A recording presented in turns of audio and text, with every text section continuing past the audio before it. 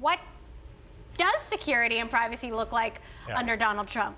I think that's the question we're all wondering about today. The reality is, I think that first we can all take a deep breath. There's probably not going to be an enormous amount of change.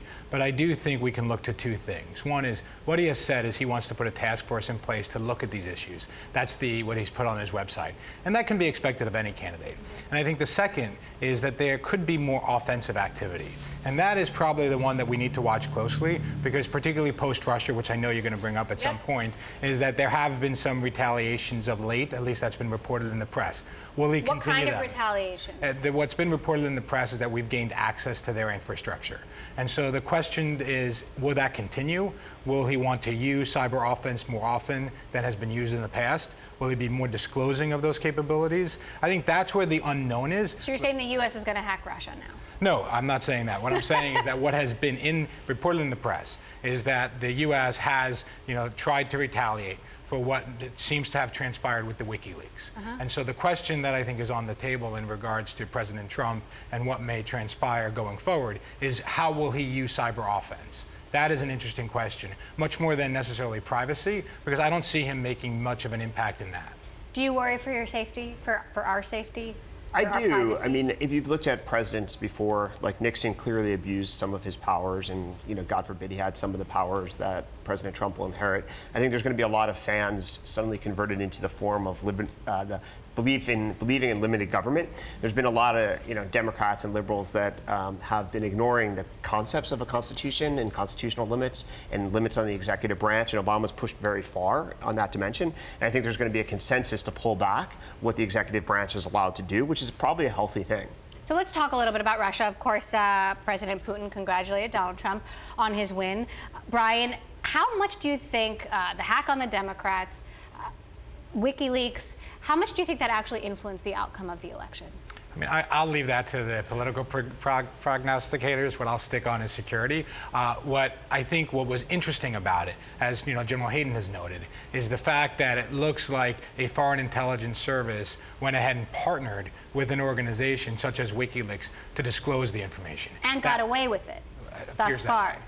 Appears that way. Or accomplished what they had hoped. Well, I mean, I think that is where the speculation comes in, which will lead to the prognosticators. What we should focus on is what that means going forward. And I think that's partly what we'll continue to see, which is cyber will be used increasingly as a tool. We already know it is a tool of economic espionage. We already know that people are being targeted inside organizations to take sensitive data, because the reality is that somebody that is internal has access. And that's what we saw with the John Podesta leaks, is they were gaining information there, and they knew who to target, they knew how to target. What we really saw there is that can happen more and more.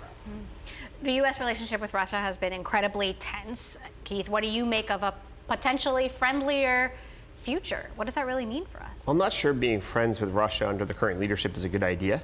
He'll probably be accused of being Mitt Romney in 2012. But I think, Russia has some bad ideas, and somebody needs to stand up to them. I don't know if that'll be Donald Trump, but hopefully it'll be the Republican Congress. What about, Brian, encryption and privacy issues that companies like Apple have a lot of our data and have been fighting to keep it private, and Trump has been very public that he didn't like the way Apple handled the encrypted iPhone situation. Of course, the White House in general wanted Apple to break open that phone, but Apple did not. Could Trump force companies to hand over more personal data? Yeah, I mean, first, I'm glad you asked that, because I think that's the interesting question. What it appears as if is that he's going to be much more pro-law enforcement, so he could be much more aggressive going forward.